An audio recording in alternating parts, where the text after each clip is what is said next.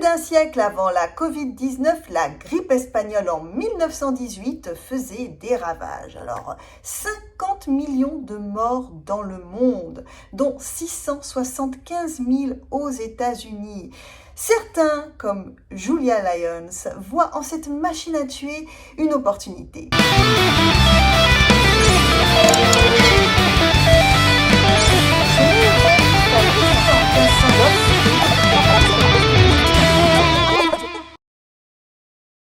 Chicago manque cruellement d'infirmières pouvant se rendre à domicile.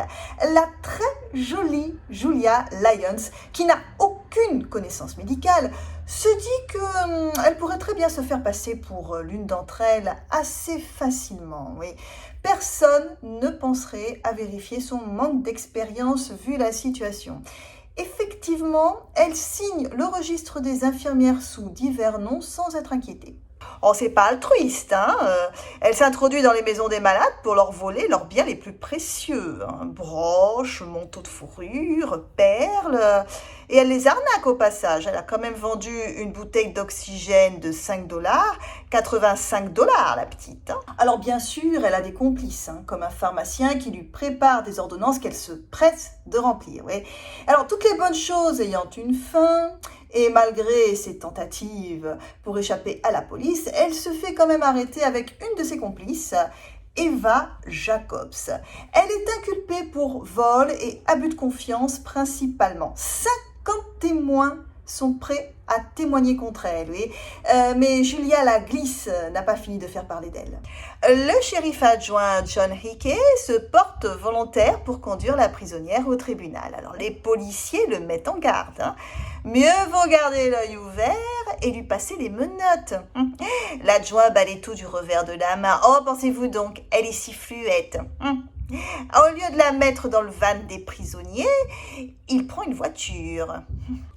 1h30 plus tard, il appelle la police pour leur dire que Julia a sauté d'un tramway en marche avant de s'engouffrer dans une voiture qui l'attendait. Oui, un tramway.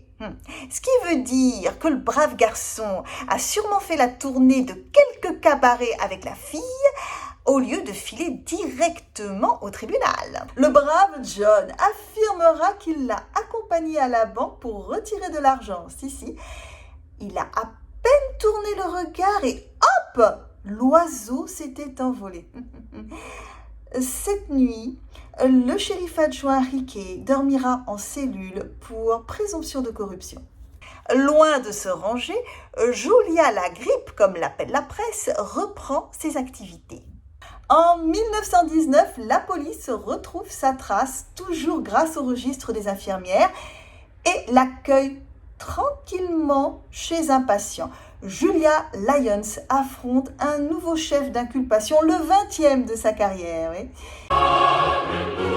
La bigamie.